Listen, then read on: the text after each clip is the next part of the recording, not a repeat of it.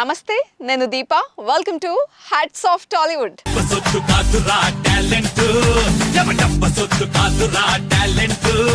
ఈ రోజు మన గెస్ట్ డైరెక్టర్ వీరభద్రం చౌదరి గారు.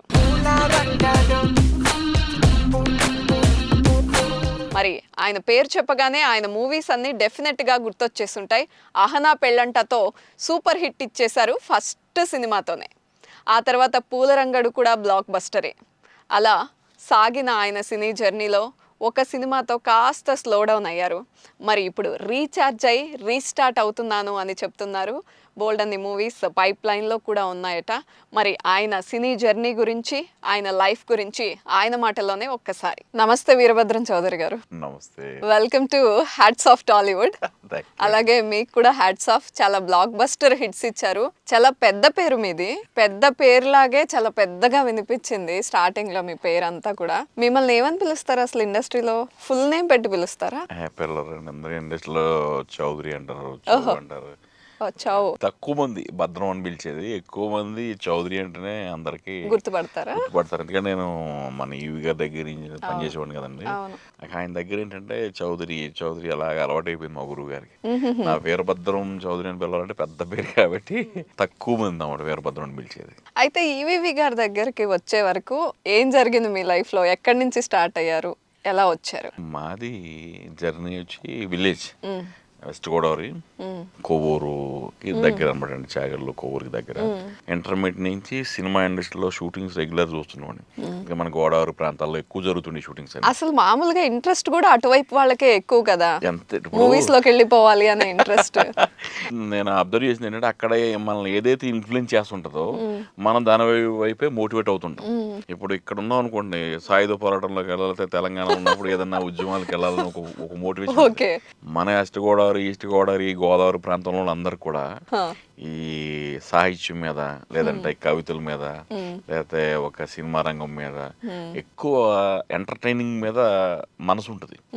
ఎందుకంటే ఆ ప్రాంత ప్రభావం అలా ఉంటుంది అనిపిస్తుంది నాకు చూసిన తర్వాత. అట్లా ఇంటర్మీడియట్ నుంచి నాకు సినిమా ఇండస్ట్రీలో రావాలని ఉంది. అప్పుడు నేను కొంతమందిని కలిస్తే మరి నువ్వు చిన్నపిల్లడు కదా, అప్పుడేం దూరం ఇండస్ట్రీకి, అలా ఏం చేద్దాం అని ఏం ఐడియా లేదు నీకంటే. ఏదైనా ఇండస్ట్రీకి రావాలని ఒక ఆలోచన, అంతే, ఏం చేద్దాం నాకు ఐడియా లేదు. తర్వాత డిగ్రీ కంప్లీట్ చేసిన తర్వాత అప్పుడు నేను మా గురువు గారి దగ్గర జాయిన్ అయ్యాను, యూఎస్ఎస్ దగ్గర. ఓకే. అయితే ఇంట్లో ఏమనలేదా ఇట్లా మూవీస్ లోకి వెళ్తాను, నేను సినిమా ఇండస్ట్రీలో ఏదో ఒకటి చేస్తాను అంటే? మన ఇంట్లో వాళ్ళకి ఏంటంటే బాగా చదువుకోవాలి, మంచి జాబ్, నెంబర్ 1 స్టూడెంటే.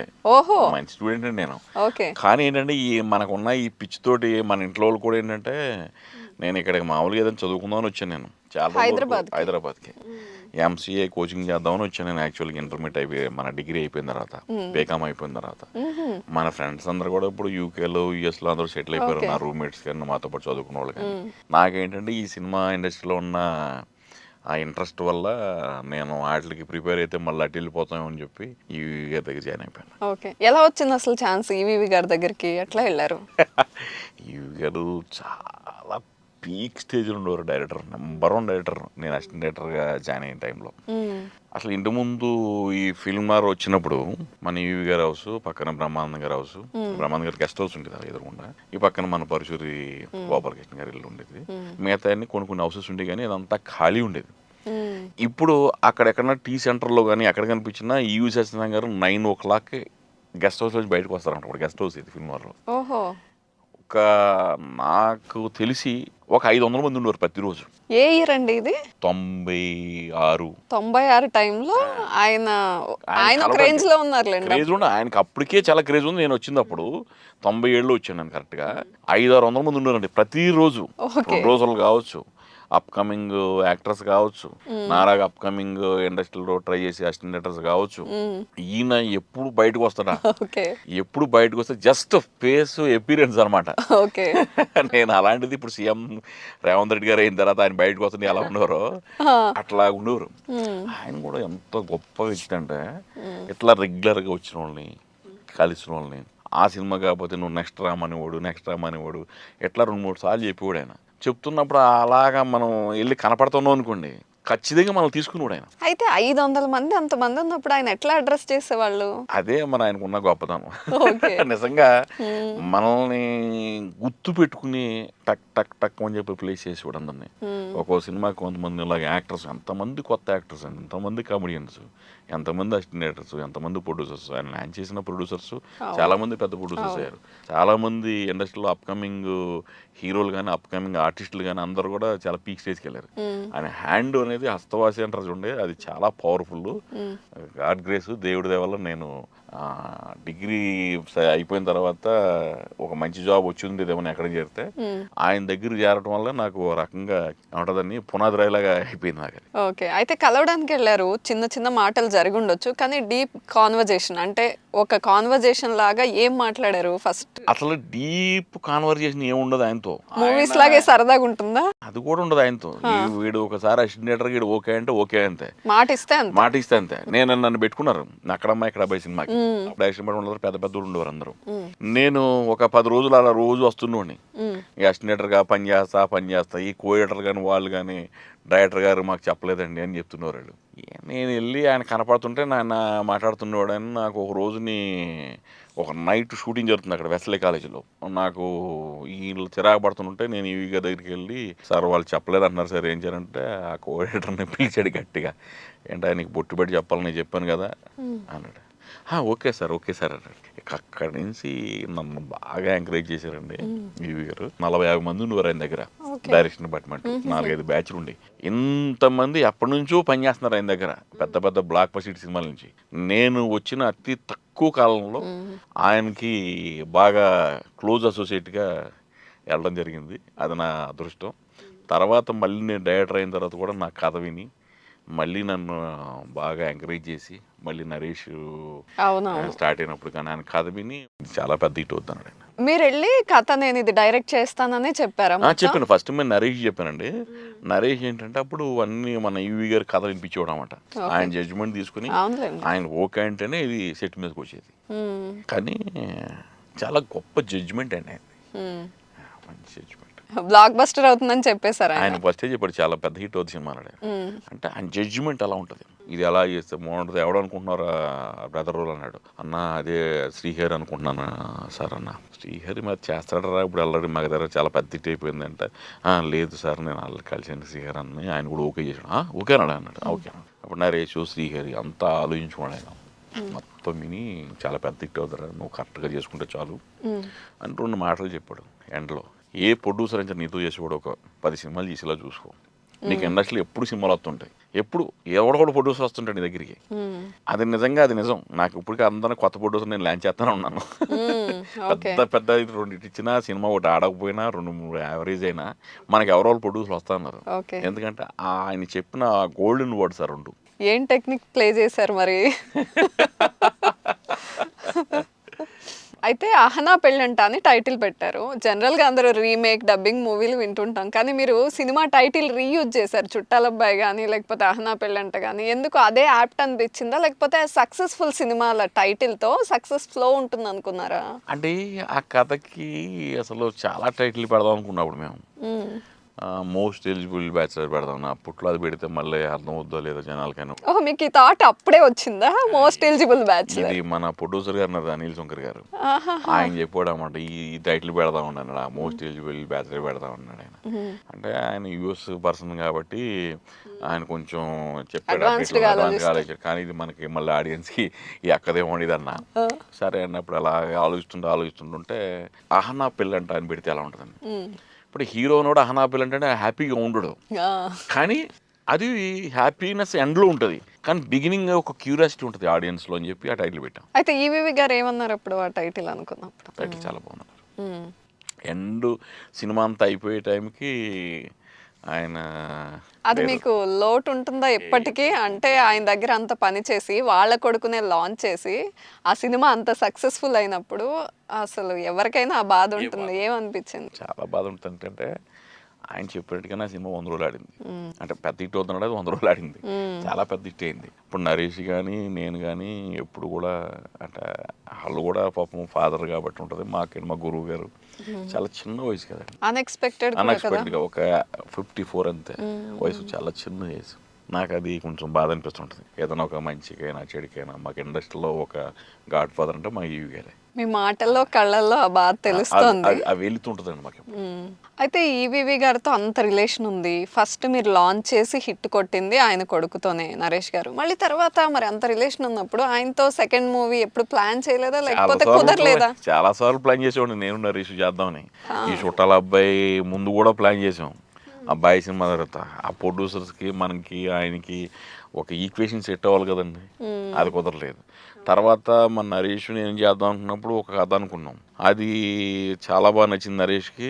కరెక్ట్గా మనకు అప్పుడు సరిగ్గా ప్రొడ్యూసరు మనకి దానికి కనెక్ట్ కాలేదు. హీరో ఓకే అంటే చాలు ప్రొడ్యూసర్స్ వచ్చేస్తారు, అందరూ చుట్టూ వచ్చేస్తారు అని ఒక టాక్ వినిపిస్తుంది. మీరు విన్నది నిజమే, మీరు విన్నది నిజం.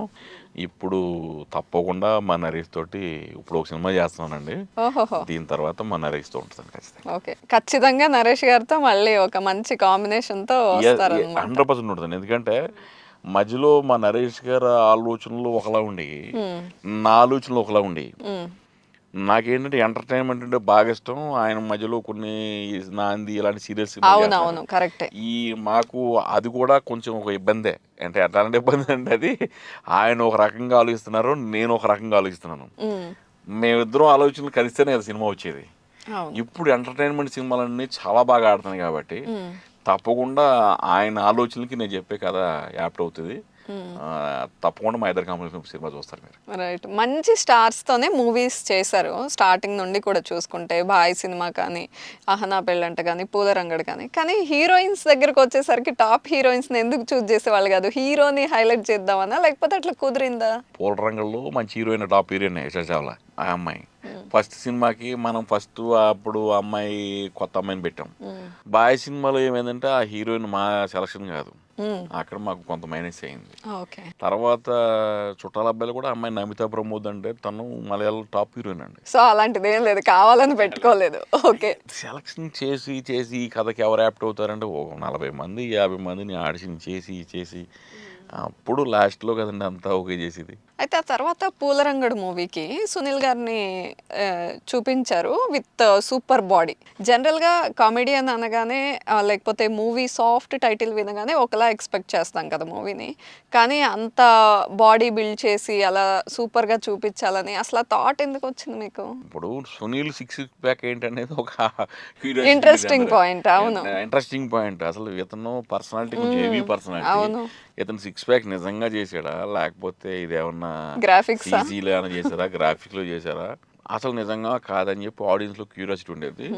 మన సినిమాకి రెగ్యులర్ గా దాన్ని 6 ప్యాక్ లేకుండా కూడా మన కమర్షియల్ ఫైట్ చేసిన సక్సెస్ అయ్యింది ఆ సినిమా. 6 ప్యాక్ పెట్టడంతో ఏమైందంటే ఆడియన్స్ లో వాళ్ళు ఎక్స్పెక్ట్ చేసిన దానికంటే ఇంకా ఇంకా ఎక్కువ ఇచ్చాం మన సినిమా. దాంతో ఆ సినిమా మరి అప్పుడే 50 కోట్ల పైన కలిసి చేసింది. అది అదే అంటే ఇప్పటికీ కూడా పూలరంగడ్ సినిమా అంటే ఆ బాడీ బిల్డ్ చేశారు, అలా కనిపించారు అనేది ఒకటి ఉంది. ఇప్పుడు నేను ఇన్ని సినిమాలు చేశాను కదా, అమెరికా ఒక 10 సార్లు ఉంటాను నేను, తానాక నాటక. ఓకే, ఈ పూలరంగడు డైరెక్టర్ అనేది కానీ ఒక ఇప్పటికి ఒక క్రేజ్ ఉంది. అంటే ఆల్మోస్ట్ నేను ఎంతమందిని కలిసి ఉంటాను కదా, ఎవరో ఈ పూలరంగడు సినిమా చూడలేదని ఎవరు చెప్పలేదు. టీవీలో కానీ లేకపోతే సినిమా థియేటర్లో కానీ రెగ్యులర్గా ఆ సినిమా చూసిన వాళ్ళే కనిపించారు నాకు ఇంతవరకు. అంత పెద్ద సక్సెస్ అయింది. సునీల్ గారికి చెప్పినప్పుడు ఆయన ఏమన్నారు అసలు, ఇట్లా బాడీ బిల్డ్ చేయాలి, ఇట్లా 6 ప్యాక్ తో కనిపించాలి? కూడా ఏంటంటే చాలా చూజీగా ఉండేవాడు. నేను వెళ్ళేటప్పుడు కూడా ఆయన అప్పలరాజు దర్శకత్వం సినిమా పోయి మళ్ళీ కామెడీన్ గా అన్ని కమిట్ అయిపోయాడు. ఆయన కమిట్ అయిపోయాడు, చాలా సినిమాలు కమిట్ అయ్యాడు.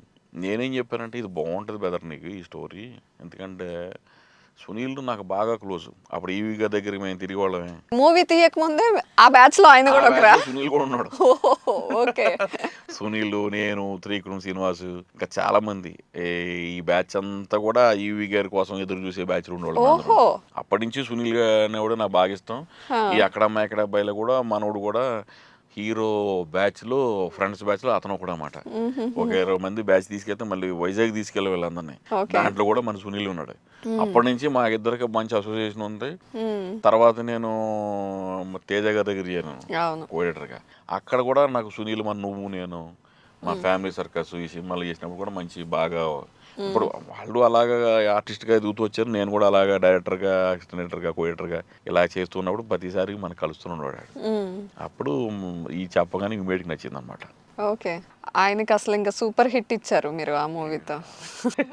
అలా పెద్ద హిట్ అండి. అయితే మీరు ఫస్ట్ ఈవీవి గారితో అసోసియేట్ అయ్యి వర్క్ చేశారు. ఆయన స్టైల్ వేరు. ఆయన మాట తీరు కానీ, ఆయన తీసే డైరెక్షన్ చూసినా డిఫరెంట్‌గా ఉంటుంది. కానీ తేజ గారి దగ్గరికి వచ్చేసరికి ఈయన సిద్ధాంతాలు వేరు. రియల్ లైఫ్‌లో కూడా ఈయన మోటివేషనల్ స్పీకర్ లాగా కొన్ని ఆయన అనుకున్న సిద్ధాంతాలు చెప్తూ ఉంటారు. మళ్ళీ లొకేషన్‌లో చాలా కోపంగా ఉంటారని ఆర్టిస్టులు చెప్తూ ఉంటారు. మీకు ఎట్లా అనిపించింది ఆయనతో అసోసియేషన్ తేజ గారితో? అసలు తేజ గారితోటి నాది కేక్ వాక్‌లా ఉండేదనమాట. అవునా? ఎందుకంటే ఆ! ఇప్పుడు తేజ గారికి ఏంటంటే అంత పర్ఫెక్షన్ చూసుకుంటాడు ఆయన అన్నీ. హ్మ్. అంటే యాజ్ ఎ డిఓపిగా టాప్ డిఓపి ఆయన. హ్మ్. ఎంత పెద్ద పెద్ద సినిమాలు అమెరికాన్తో, గులాము, హ్మ్. ఏబిసిఎల్లో, అమితాబ్ బచ్చన్ గారితో పెద్ద పెద్ద సినిమాలు చేశాడు ఆయన. హ్మ్. ప్రతి షాట్ కానీ, మేకింగ్ కానీ, పెర్ఫార్మెన్స్ కానీ ఇవన్నీ ఎక్స్ట్రాడినరీగా ఉండాలనుకుంటాడు ఆయన. ఈ కొత్తగా వచ్చిన వాళ్ళు ఏం చేస్తారంటే వాళ్ళకి తెలియదు, హ్మ్. ఇంత పర్ఫెక్ట్గా చేయలేరు కదా వాళ్ళు. అవును. దాంతో దాన్ని రప్పించడానికి కొంచెం కోపడుతుంటాడు ఈయనకి కొంచెం. ఆయన ఫ్రీక్వెన్సీకి వీళ్ళ స్పీడ్ అసలు మ్యాచ్ అయ్యేది కాదు. Sync okay. కాదు. ఆ. నేను బాగా సింక్ అయ్యేవాడిని. అప్పటికే నేను ఈవి గారి దగ్గర చాలా పెద్ద పెద్ద పనిచేసి అసలు తేజ గారు ఏదైనా ఇలా అడుగుతారు అన్నాడికి అది రెడీగా ఉండేది అక్కడ హుహుహు. పోయేటర్గా. ఆయన 6:30కి 6-7 గంటలకు వచ్చి నేను పొద్దున్న 5 గంటలు లేస్తుంటాను ఎప్పుడు. హ్మ్. మేము అలా మార్నింగ్ వెళ్ళిపోతే అంత రెడీగా ఉండేదానికి ఆయనకి ఏంటంటే ఆయన పొద్దున్న రాగానే ఇంకేం చూసుకున్నాడు కదా, చావు అని వాడు చూసేవాళ్ళం. రెడీ చౌదరి ఓకే అంత బాగుంది అలాగే వెళ్ళిపోయినా. ఆయనతో నేను నిన్న 5-6 సినిమాలు చేశాను నేను. హ్మ్. మిగతా వాళ్ళు ఎవరు కూడా ఒక 2 సినిమాలు ఎక్కువ చేయలేదు, పారిపోయారు వాళ్ళు. మనకి ఆయనకి ఇప్పటికీ నేను ఆయన రెగ్యులర్ కలుస్తుంటాం, చాలా ఫ్రెండ్లీగా ఉంటారు నాతోటి. ఎప్పుడు ఒక మాట క్లాష్ కానీ ఏం రాలేదు మా ఇద్దరికి. ఓకే. అంత పర్ఫెక్ట్గా చేసేవాడిని జెంటిల్మెన్ లాగా. చాలా మంది షాక్ అవుతుండేవారు, అసలు మీకు ఇద్దరికి ఎలా సింక్ అయింది వాడు అంటే. నేను చెప్పినట్టు ఆయనకి ఎంత స్పీడ్, నేను అంతకంటే డబుల్ స్పీడ్ ఉంటాను కదా, మన ఆయనతో మ్యాచ్ అవ్వగలుగుతాం. ఓకే. ఒక క్లారిటీ ఉన్న డైరెక్టర్ ఈవి గారు కానీ తేజ కానీ ఇద్దరు కూడా. హ్మ్. అందుకని మనకు అలా ఈజీ అయింది వాళ్ళతో పనిచేయడం. ఓకే. అయితే మీరు కొన్ని విషయాలు ఈవీవి గారి దగ్గర నేర్చుకున్నానన్నారు. మాటిస్తే మాటే ఆయన అని. తేజ గారిలో మీకు బాగా నచ్చిన క్వాలిటీస్ కానీ, బాగా కొంచెం సర్ప్రైజ్ అయినవి, అబ్బా భలే ఆలోచిస్తున్నారే అనుకున్నవి ఏంటి? తేజ గారు ఏంటంటే అప్డేటెడ్ డైరెక్టర్. ఓహో! అంటే ఒక ఫ్రీ ఉండేదన్నమాట మనకి ఆయనకి. తేజ గారు ఒక డైరెక్టరు, నేను ఒక కోఎడిటర్ అని ఎప్పుడు ఉండేది కాదు. ఆయన డైరెక్టరు, అందరం ఒకటే అన్నట్లు అందరం ట్రీట్ చేసేవాళ్ళు. ఒకలాగా ఉండేది, ఒక ఫ్రెండ్లీ నేచర్ ఉండేది. ఇప్పుడు ఈవి గారు అంటే మా గురువు గారు కాబట్టి ఆయన దగ్గర అది కాక first time age difference age ఉంది. డిఫరెన్స్ భయం ఉండేది. తేజ గారికి మనకి ఏజ్కు ఒకటేలా ఉంటుంది, ఆయన మనకన్నా కొంచెం పెద్దోడైనా కానీ ఒకేలాగా ఉండేటప్పటికి ఆ ఫ్రెండ్లీ నేచర్ అలవాటైంది ఆయన దగ్గర. హ్మ్. హ్మ్. రెండోది అంటే ఈ మేకింగ్ కానీ, హ్మ్. ఇప్పుడు ఈ పోల్ రంగడ్ అనేది అంత టెక్నికల్గా తీసానంటే సినిమా, ఆ క్లైమాక్స్ కానీ, ఆ షార్ట్ డివిజన్ కానీ, సినిమాలో ఉండే ఆ డెప్త్ కానీ అంత బాగా తీయగలిగానంటే అది తేజతోటి నేను ఈ నువ్వు నేను జయం ఇవన్నీ పనిచేయటం వల్ల. నేను ఆ క్వశ్చన్ నెక్స్ట్ అడగాలనుకుంటున్నాను. టెక్నికల్గా మీకు ఎంత హెల్ప్ అయింది రసూల్ గారు కానీ, లేకపోతే తేజ గారు చాలా కానీ? అయిపోయిందండి. వీళ్ళందరితో పనిచేయడం వల్ల ఏమైందంటే మనకి ఈ 24 క్రాఫ్ట్స్ మీద గ్రిప్ వచ్చింది నాకు. అయితే మీరు కొత్తగా సినిమాలు తీసి బ్లాక్ బస్టర్స్ ఇచ్చి మంచి పేరు వచ్చేసింది అప్పటికే. ఆ తర్వాత బాయ్ సినిమా నాగార్జున గారితో చేస్తున్నారు అనగానే చాలా పెద్ద హైప్, అంటే ఇండస్ట్రీలో కానీ బయట మీడియాలో కానీ, ఓహో ఏంటి ఇంత తొందరగా ఇంత పెద్ద హీరోతో ఒప్పించేసుకున్నారా అనే ఒక టాక్ వచ్చింది అప్పుడు. ఎలా ఏం చెప్పి ఒప్పించారు బాయ్ సినిమా? అది చాలా మంచి కథ అండి అది.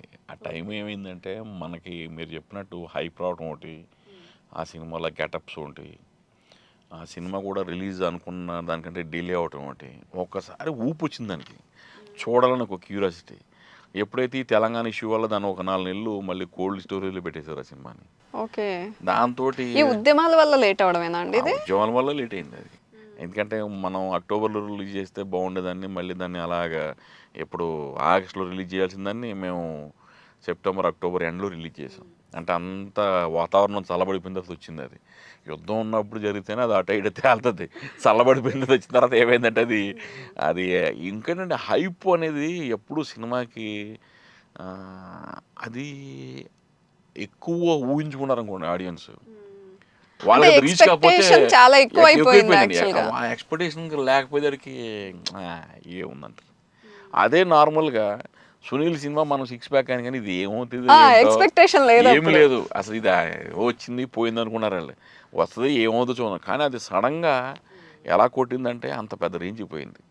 అది మనం ఈ సినిమా అనేది ప్రతి డైరెక్టరు, ప్రతి హీరో, ప్రతి ప్రొడ్యూసరు సూపర్ హిట్ కావాలి, సక్సెస్ కావాలి అనే ఆలోచనతో సినిమా తీస్తాం. అవి కొన్ని బ్లాక్ బస్టర్ హిట్ అవుతాయి, కొన్ని రీచ్ అవ్వవు. కానీ మన పోరాటం ఇప్పుడు జరుగుతూనే ఉంటుంది. మనం చేస్తుండాలి మంచి సినిమా. కరెక్టే. కానీ ఆ 'బాయ్' సినిమా అప్పుడు ఏంటి ప్రివ్యూ థియేటర్ నుంచి నాగార్జున గారు మధ్యలో వెళ్ళిపోయారు అని ఒక మాట వినిపించింది. నిజమేనా ఇది? క్లారిటీ ఇస్తారా? అసలు ఆ సినిమా అద్భుతంగా నాగార్జున నచ్చడం వల్లే మాకు ఈ తిప్పలు. ఓహో! ఆయనకి నచ్చలేదు అనుకోండి, అది ఆగస్టులో రిలీజ్ చేసేద్దాం మేము.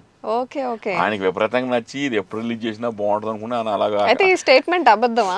మధ్యలో నుంచి వెళ్ళిపోయారు అనేది? సినిమా ఆడింది అనుకోండి ఒక స్టేట్మెంట్ ఇస్తారు. ఓకే. సినిమా ఆడలేదు అనుకోండి ఒక స్టేట్మెంట్ ఇస్తారు. నేను మీకు ఏం చెప్తున్నానంటే, సినిమా అనేది ఒక సమిష్టి కృషి. అది ఆడినప్పుడు నా ఒక్కడిది కాదు, ఆడకపోతే నాది ఒక్కడిది కాదు. కానీ ఏంటంటే ప్రతిదానికి కర్త కర్మ క్రియ దర్శకుడే కాబట్టి సక్సెస్ వచ్చినప్పుడు 2 సినిమాలకే నేను 90 సినిమాలు చేసి నాగార్జున డైరెక్షన్ చేయగలిగాను అంటే అంత పేరు వస్తుంది. అలాగే ఫెయిల్యూర్ అయినప్పుడు కూడా 90 సినిమాలు చేసిన డైరెక్టర్కి ఎంత బ్యాడ్ నేమ్ అవుతుంది, 2 సినిమాలు చేసిన మనకు అంతే బ్యాడ్ నేమ్ వస్తుంది. కాబట్టి 2 కూడా బ్యాలెన్స్గా తీసుకోవాలా. మళ్ళీ మనం మంచి సినిమాలు చేస్తున్నప్పుడు మధ్యలో గ్యాప్ ఎత్తు వచ్చింది కరోనా వల్ల కానీ, మన వల్ల కానీ, దేని వల్ల కానీ. ఇప్పుడు ఖచ్చితంగా మంచి సినిమాలు చేస్తున్నాను. డెఫినెట్గా ఆడియన్స్కి రీచ్ అవుతాయి ఆ సినిమా. రైట్. ఆ సినిమా తర్వాత మీకు ఎట్లాంటి సజెషన్స్ వచ్చేవి? మీకు మీరు రిలీజ్ అవ్వడం కానీ సజెషన్స్, మీరంటే ఇష్టపడే వాళ్ళు ఉంటారు కదా ఇండస్ట్రీలో, మీ సక్సెస్ చూసి, మీ హ్యాపీనెస్ చూసి. ఏమంటారంటే వాళ్ళందరూ ప్రెస్ మీట్ పెట్టమని నన్ను. ప్రెస్ మీట్ పెట్టమనే వాళ్ళ? నాగార్జున చేసాడు ఇదంతా, నువ్వే నా గెటప్లను ఆయన వేసుకున్నాడు అని చెప్పమని నన్ను అందరూ, నా ఫ్రెండ్స్ కానీ వాళ్ళు కానీ. ఎందుకంటే నాగార్జున ఎక్కువ బ్లేమ్ చేశాడు నేను బయట మీడియాలో కానీ అక్కడ కానీ. నువ్వు నాగార్జునకి ఎగ్నెస్ట్గా పెట్టంటే నేను అప్పుడు ఆయన ఆల్రెడీ 90 సినిమాలు చేశాడు. మనకు ఊహ తెలియనప్పుడే ఆయన హీరో. ఓకే, ఆయన ఏదైనా కావచ్చు, సినిమా అయితే మాత్రం ఆడలేదు. ఓకే, ఫైనాన్షియల్గా మళ్ళీ హ్యాపీ ఆ సినిమా. ఆ సినిమాకి more than 14 crores above profit వచ్చింది ఆ సినిమాకి. ఈ విషయం ఎక్కువ బయటికి రాలేదు యాక్చువల్గా. మంచి అనేది రాదు కదండి. ఓకే, డబ్బుల పరంగా లాస్ లేదు, డబ్బులు వచ్చేసాయి. డబ్బుల పరంగా ప్రాఫిట్ మీరు స్టూడియోలో ఎవరన్నా అడగడం చెప్తారు. 100% ప్రాఫిట్ అది. ఓకే, అది ఏంటంటే ఒక ఎక్స్పెక్టేషన్. ఆయన కూడా పెద్ద రేంజ్ హిట్ అవుతుంది అనుకునే కదా సినిమా తీశాడు. ఆయన కూడా బాగా ఆడుతుందని 2 బ్లాక్ బడ్జెట్ సినిమాలు తీశాడని చెప్పి తీశాడు. అదేంటంటే మన సమయం అనేది మనకు అనుకూలించలేదు. టైం అనేది కరెక్ట్గా మనకి వర్కౌట్ కాలేదు, బ్యాడ్ టైం. అది అలా పోయింది అక్కడితోటి. ఇక దాని గురించి మనం 100 సార్లు డిస్కస్ చేసినా కలిసి వచ్చేది ఏం లేదు. మనం ప్రెస్ మీట్లు పెట్టి ఒకరికి యాంటీగా చెప్పినా మనకు కలిసి వచ్చేది ఏమి లేదు. కానీ మీరు ఒక రకంగా ఆ విషయంలో గ్రేటే. జనరల్గా ఆ టైంలో ఆ డౌన్ స్టేజ్కి వెళ్ళిపోయినప్పుడు ఎవరేది చెప్తే అది కొంచెం ఇన్ఫ్లుయెన్స్ చేస్తుంది. అవును కరెక్టే, మన మీద ఎందుకు వేసుకోవాలి, మన ఫ్యూచర్ బాగుండాలి కదా అని చేస్తారు అట్లాంటి పనులు. చూసాం కొంతమంది అట్లా ప్రెస్ మీట్లు పెట్టి వీళ్ళు నాకు ఇది చేశారు దీనివల్ల అయిందని. కానీ మీరు అంత బ్యాలెన్స్డ్గా, అంత మెచ్యూర్డ్గా, ఆయనకు ఒక హిస్టరీ ఉంది, ఆయనకు ఒక మూవీ కెరీర్ ఉంది, ఎందుకు మనం ఇట్లా చెప్పడం అనే థాట్ అసలు అంత ఆలోచించారు? ఆయనకి అంత హిస్టరీ లేకపోయినా ఇంకొక హీరోతో సినిమా చేసినా పోయినా నేను చెప్పేవాడిని కాదు. ఎవరైనా అంతే. ఇప్పుడు మనం ఆయనకి ఏదో 9 సినిమాలు చేసిన భయపడి కూడా నేను పెట్టలేదు. మనకేంటంటే మనం ఒక సినిమా చేసాం, అది సినిమా అయితే ఆడలేదు కదా. ఆయన ఒక రకంగా రియాక్ట్ అయ్యాడు, ఆడియన్స్ ఇంకో రకంగా రియాక్ట్ అయ్యారు. నెక్స్ట్ మంచి సినిమా తీయాలా, మళ్ళీ మనం ప్రూవ్ చేసుకోవాలి. అంతేగాని ఇలా ఎవరో సినిమా గురించి ప్రెస్ మీట్ పెట్టినప్పుడు మనం దానికి ప్రెస్ మీట్ పెడితే మనం ఏం పొలిటీషియన్ కాదు కదా ఇంకొకళ్ళని బ్లేమ్ చేయడానికి. సరే, అది మిస్టేక్ జరిగింది. మనకి అప్పుడు ఉన్న ఐడియాల వల్ల మనం తీసాం ఒక సినిమా, ఒక స్టార్ హీరోని. దాన్ని బాగానే ప్రజెంట్ చేసామన్నారు అందరూ. సినిమా మేకింగ్ బాగుందన్నారు, టేకింగ్ బాగుందన్నారు, గెటప్లలో పోయిందన్నారు కొంతమంది. ఈ స్టోరీలో మార్పు చేర్పు వల్ల కొంత పోయిందని నేను అనుకుంటాను. ఇంకా రకరకాలు ఏదైనా కర్ణుని కారణాలకి అలాగా ఒక సినిమా సక్సెస్ అయినప్పుడు ఇలాంటి ఎలిమెంట్స్ కొన్ని ఉంటాయండి, ఫెయిల్ అయినప్పుడు కొన్ని ఎలిమెంట్స్ ఉంటాయి. అదే చెప్పాను కదా మీకు, సమయం అనేది అనుకూలించాలి. అసలు ఫస్ట్ సినిమానే అందరూ పోద్ది అనుకున్నారు మాది. ఎందుకంటే అది ఒక రకమైన ఒక కొంచెం ఆ కథలోనే ఒక చిన్నపాటి ఒక మీరు సినిమా చూడండి మళ్ళీ ఇంటికి వెళ్ళిన తర్వాత ఒక ఏంటి వీళ్ళే బ్రదర్స్ ఎలా చేశారా అంటే అది అది ఆవిడని ఆలోచించడంటే అది అది అది కాదు. కానీ అది గుర్తు రాకుండా చేసాం. ఓకే, ఇందులో ఈ గెటప్లు గుర్తు రాకుండా చేసిన ఇది రకంగా ఆడేదేమో. ఓకే, గెటప్లు దెబ్బ కొట్టాయి, బాగా దెబ్బ కొట్టాయి. ఓకే. అయితే మీరు పీక్లో సక్సెస్ చూసారు, మళ్ళీ అలాగే కొంచెం ఈ బాయ్ తర్వాత డౌన్ఫాల్ చూసారు. ఆ టైంలో ఇండస్ట్రీ కానీ బయట కానీ ఒక ఎత్తు, కానీ ఇంట్లో ఎట్లా ఉండేది పరిస్థితి, ఏం చెప్పేవాళ్ళు? మా ఇంట్లో వాళ్ళకి ఎప్పుడు కూడా నేను ఒక పెద్ద డైరెక్టర్ని, నేను ఇంత పెద్ద డైరెక్టర్ దగ్గర పని చేస్తున్నాను, అది ఈవి గారి దగ్గర పని చేస్తున్నాను, తేజ అన్నప్పుడు నేను తేజ గారికి ఇలా ఒక మంచి సినిమాలకు నేనే ఫస్ట్ అసోసియేట్ లేకపోతే అలాంటిది ఎప్పుడు నేను చూపించుకోను. చాలా పెద్ద పెద్ద సినిమాలు చేశాను, శంకర్ దాదా చేశాను, పోయేటర్గా మన హ్యాపీ సినిమా చేశాను, రసూల్తో చేశాను. నేను ఏంటంటే సినిమా అయిపోయిన తర్వాత నేను ఏం ఫీల్ అవుతానంటే ఒక కామన్ మ్యాన్లో ఫీల్ అవుతున్నాను. ఇప్పుడు అది మంద కాదు, జస్ట్ మనది ఒక జాబ్ అంతే. అది మన ఇంటికి వస్తే మనం ఒక హస్బెండ్ లేదంటే ఒక పిల్లలకి తండ్రి, లేదంటే నేను బ్యాచ్ తెచ్చుకున్నప్పుడు నేను ఒక బ్యాచ్లర్ని. ఇది నాది, ఇది నీ అంతా నేనే, అలాంటి ఎప్పుడు నియంత్రం పోవడం నాకు ఎప్పుడు లేదు. అది లేకపోవడం నాకు ఎప్పుడు హ్యాపీగా ఉన్నాను నేను జవియల్గా. అదంతా నాది ఎక్కించుకుంటే ఏమవుతుంది, డిప్రెషన్లో పోయి ఉండేవాడిని. నాకు ఆల్రెడీ ఇంత పీక్ స్టేజ్ చూసిన తర్వాత ఎవరికైనా సరే డిప్రెషన్లో పోతుంది. అవునవును. సో అంత స్ట్రాంగ్ గా ఉండడానికి ఫ్యామిలీ కూడా ఒక రీజనా? ఫ్యామిలీ ఒక రీజను, నాకు నేనే ఒక మీ విల్ పవర్. నేను కూడా ఒక మొండిగా ఉంటాను. నేను ఎప్పుడు విల్ పవర్, నేను ఏమి గమ్ముని వాళ్ళు ఏదైనా చెప్తే అది రియాక్ట్ అయ్యే టైప్ కాదు నేను. సరే జరగకపోతే చూద్దాం దాని గురించి కూడా ఆలోచిస్తుంటాను నేను. దాని తర్వాత ఆ సినిమా తర్వాత మీరు మంచి స్టోరీస్ రాసుకున్నాం, లేకపోతే ఈ స్టోరీ హీరోతో చేద్దాం అనుకుని ఎవరైనా ఆ రిజల్ట్ వల్ల ఒప్పుకోకుండా ఉన్న సిచ్యువేషన్ వచ్చిందండి దాని తర్వాత? ఆటోమేటిక్గా మన లౌకింగ్ సినిమా నేనే చేయాలి. ఈ సినిమా ఫెయిల్ అవ్వడం వల్ల ఆ ఛాన్స్ పోయింది. డబ్బులు అడ్వాన్స్ కూడా ఇచ్చారు, తర్వాత మళ్ళీ ఆ సినిమా వరకు కూడా కాలేదు మనకి. ఒకటి కాదు, ఆ సినిమా పోయిన తర్వాత 3 ఆఫర్లు పోయినాయి నాకు, పెద్ద పెద్ద సినిమాలు. ఓకే. అంటే ఇండస్ట్రీలో సక్సెసే ప్లే చేస్తూ ఉంటుంది జనరల్గా. వాళ్ళ పొటెన్షియల్ ఉందని తెలిసినా, వాళ్ళు చేయగలరని తెలిసినా కూడా ఒక మూవీ సక్సెస్ అవ్వకపోతే ఎందుకు అట్లా వెంటనే ఒపీనియన్స్ చేంజ్ అయిపోతూ ఉంటాయి? ఇది కమర్షియల్ అండి. ఇది వరకు నేను ఇండస్ట్రీకి వచ్చిన కొత్తలో ఈవి శశాంక్ గారికి ఓ 2 సినిమాలు పోయినా, అప్పట్లో వేరే డైరెక్టర్స్ మీరు చూసారు, ఒక సినిమా పోయినా, ఇప్పుడు రవిరాజ పింఛన్ నేను ఒక సినిమా చేశాను, ఒక్కడ చాలా సినిమాకి నేను అసిస్టెంట్ డైరెక్టర్. ఆ సినిమా ఫ్లాప్ అయింది. మళ్ళీ అదే రాజశేఖర్ గారు ఆయన ఒక సినిమా చేశారు, మా అన్నయ్య అని, వెంటనే ఒక 2 ఇయర్స్ తర్వాత ఆ సినిమా బ్లాస్ట్ హిట్ అయింది. అప్పుడు ఏంటంటే ఒక డైరెక్టర్కి ఒక మంచి క్రేజ్ ఉండేది, ప్రతి సినిమా ఇటు కొట్టాలనే ఉండేది కాదు. ఒకసారి డైరెక్టర్ అయితే ఆ డైరెక్టర్కి ఎప్పుడు సినిమాలు వస్తుండేవి. సో అప్పుడు ఫెయిల్యూర్స్ ఎక్కువ ఎఫెక్ట్ చేసే కాదు, డైరెక్టర్ పట్టించుకునేవారు కాదు, సక్సెస్ని పట్టించుకునేవారు. కానీ ఫెయిల్యూర్ ఒకటి పోయిందా సర్లే, ఆ డైరెక్టర్కి ఆ హీరోకి ఏదో చిన్న వేరియేషన్ వచ్చింది, లేకపోతే స్టోరీ కంటెంట్ కరెక్ట్గా లేదు, ఇంకో మంచి కంటెంట్ చేద్దాం అని చెప్పి వెళ్ళిపోయి చేసేవారు, సక్సెస్ అయిపోయారు. ఇప్పుడు ఏమైందంటే ఎంత పెద్ద డైరెక్టర్, నన్ను పక్కన పెట్టండి, ఎంత పెద్ద డైరెక్టర్ మీరు చూశారు కదా, పెద్ద హిట్ అయింది అంటే ఎక్కడికి వెళ్ళిపోతున్నారు. సినిమా అది లేదు అనగానే వెంటనే పక్కన పెడతాను. మీరు చూసారు ఈ మధ్య రీసెంట్గా మన సంక్రాంతికి వచ్చింది సినిమాల్లో, ఆ డైరెక్టర్ గురించి మనం మాట్లాడవద్దు కానీ అందుకనే పేరు ప్రస్తావించట్లేదు. అదే నేను అంటున్నా. అలాగా ఆడియన్స్ కూడా మాట్లాడుతున్నారు, not only cinema field, audience కూడా ఈ డైరెక్టర్ కరెక్ట్గా తీయలేదు అంటారు వెంటనే ఒకే దెబ్బకి. ఎలా అయితే మనల్ని డైరెక్టరే అది అంత బాగా రీచ్ అయిపోయాం ఇప్పుడు ఆడియన్స్కి. కాబట్టి ప్రతి సినిమా అవును, డైరెక్టర్ అనే వాళ్ళు ఇంతకు ముందు కొంచెం అంటే ఆ పేరు ఇప్పుడు వినిపించినంత గట్టిగా అంత వినిపించేది కాదు కదా ఏదైనా ఫెయిల్యూర్ వస్తే. ఇప్పుడు మాత్రం ఫస్ట్ డైరెక్టర్ పేరే చెప్తున్నారు. అవును, ఆ డైరెక్టర్ అక్కడ కనిపిస్తున్నాడా లేదా, లేకపోతే ఈ డైరెక్టర్ కనపట్టలేదు, ఇట్లాగంతా బాగా ట్రోల్స్ ఎక్కువైపోతున్నాయి ఇప్పుడు. అనిల్ సుంకర్ గారితో అసలు ఎట్లా మీకు రిలేషన్? అనిల్ సుంకర్ గారు, నేను ఈ మన రసూల్ గారు ఉన్నారు కదండి, ఆయన డైరెక్టర్గా మనకు మంచి ఫ్రెండ్. ఆయన ఒక సంఘం అనే సినిమాకి యూఎస్ వెళ్ళాం మేము. ఓకే. 2008-9 ఆ టైం నేను కోడేటర్ దానికి.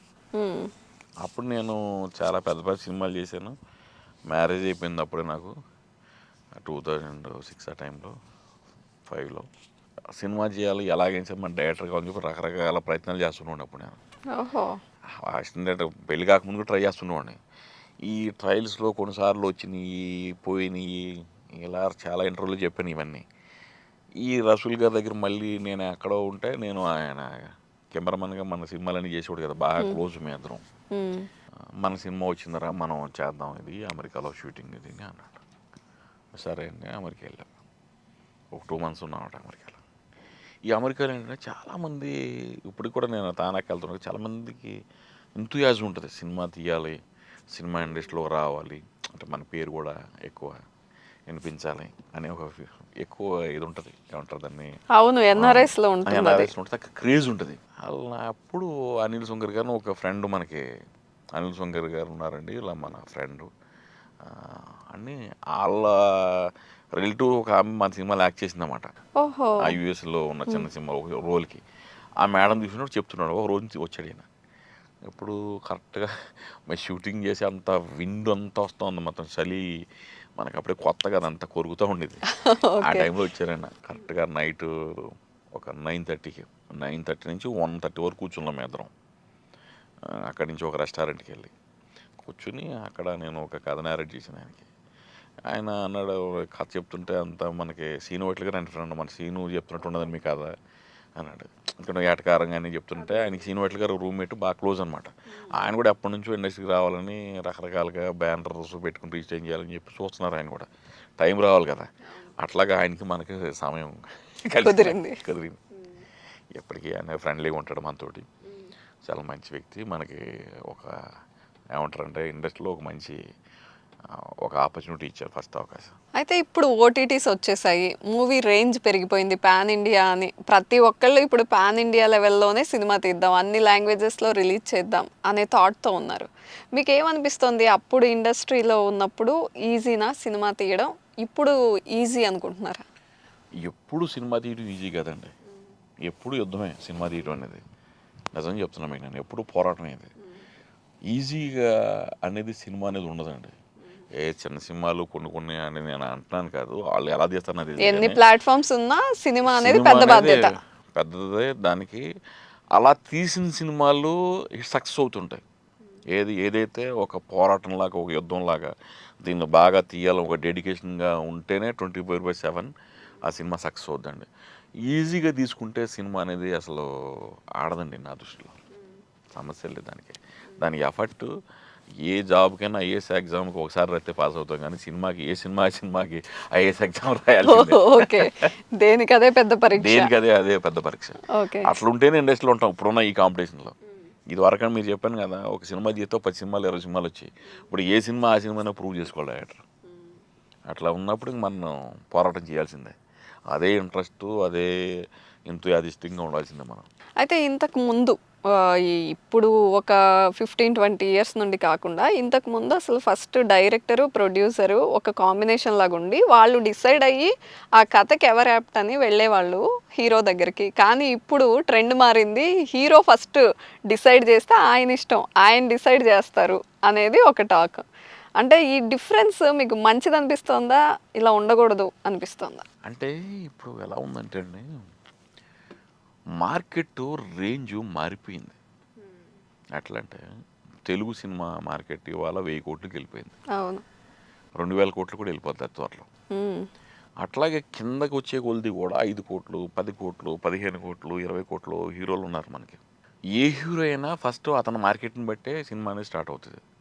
5 crores హీరో అయినా 10 crores హీరో అయినా మినిమం ఓటీటీలో హీరో అయినా హీరో అనేవాడే మనకి కీ రోల్ ప్లే చేస్తున్నాడు.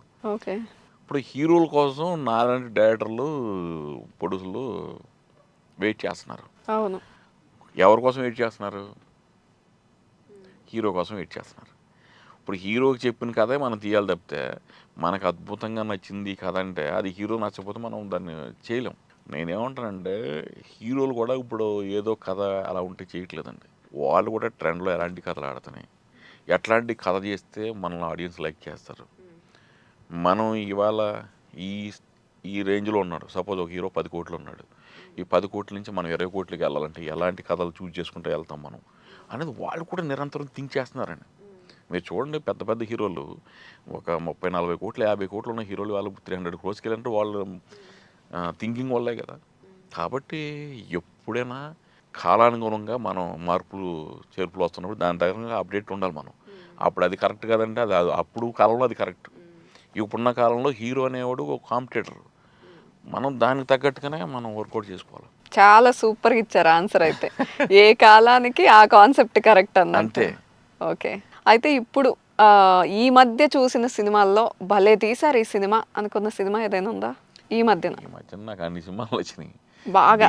డీజే టిల్లు నచ్చింది, డీజే స్క్వేర్ నచ్చింది, సామజవర్గం నచ్చింది, హనుమాన్ నచ్చింది.